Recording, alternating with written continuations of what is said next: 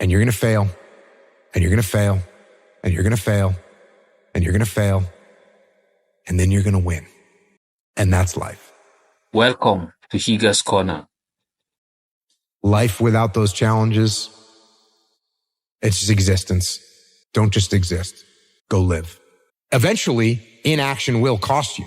But your default setting should be, I'm going to do something. Just get up, move towards that challenge, and go attack it. Go do something that's hard. Struggle sucks. Depends on how you frame it. If you want freedom in your life, you have to have discipline. Move towards that challenge, whatever that challenge is. And you may be successful and you may not be successful, but you will be better. And the next challenge, you're going to be more prepared for, because we're going to have wins. We're going to have losses. We're going to have successes. We're going to have failures. We're going to have good nights. We're going to have bad nights. We're going to have good relationships. We're going to have bad relationships. We're going to have good ideas and bad ideas. We're going to make money. We're going to lose money. All these things are going to happen. And if you oscillate emotionally up and down drastically, it's going to be problematic. Embrace those emotions, but don't let those emotions embrace you. Keep pushing through things that suck. This is a very difficult thing to do because it hurts. I'm going to go forward. I'm not going to quit. So I'm going to go forward. Bring it on. When you talk to people that went to SEAL training that didn't make it, most of the time it's some reason. There's a medical reason. There's a family problem. There's very few people that look at you and say, oh, I quit because it sucked, which is what happens to the vast majority of people. The vast majority of people that don't make it through SEAL training, they didn't make it through because they quit. Your excuses will destroy you and take everything that you ever wanted from you if you let them. When your excuses make you feel a little bit better about the fact that you didn't execute on what you needed to execute on, then they can make you feel better, but they're not helping you. They're not helping you at all. This went wrong. This failed. Didn't accomplish this. And it's not the fault of my boss. It's not the fault of my girlfriend. It's not the fault of my parents. It's not the fault of the weather. It's my fault. And I'm going to take ownership of it and I'm going to fix it. That's what extreme ownership is. Because when you look around at your life and you look around at your job and your financial situation and your relationship and your physical health, and when you look at all those things and all the problems that you may have with those things, and you say, the reason I have all those problems is because of me, that can hurt. That can sting. And a lot of times our ego rejects that and makes excuses and lies. And then we don't have to change anything. And then nothing changes. When the excuses all go away and people can actually confront the fact that this is all because of me, it hurts, but is also unbelievably empowering. Because the more discipline you have in your life, the more freedom you will end up with. So if you lack the discipline to exercise and eat healthy, you will end up being a slave to disease. If you lack the discipline to work hard, save your money, you will end up a slave to finances. If you lack the discipline to manage your time correctly, you will end up with no free time.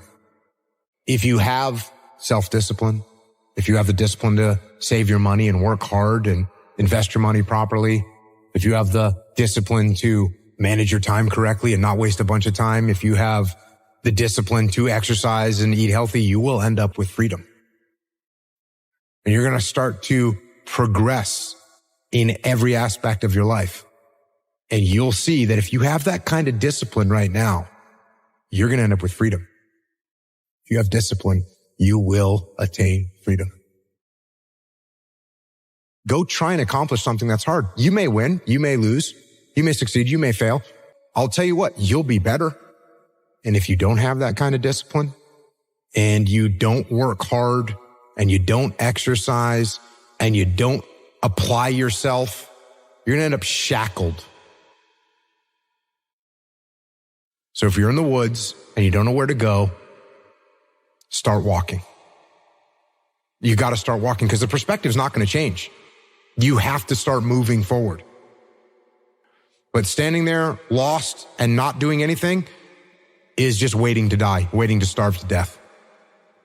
Don't let that happen. This is Higa's Corner. I think it's really important because as men, we get conflicting messages about emotion and how to express it and what that looks like. And there's a lot of men struggling right now. Every human faces challenges and you don't know what they've been through. Suppressing them isn't going to help, and nor is letting them run your life. Because you're sad, now you're going to make a bunch of bad decisions because you're sad. No, it doesn't work like that. It doesn't work like that. You're sad. Okay. You get emotional sometimes. Okay. Got it. Now get control of your emotions and carry on with your life.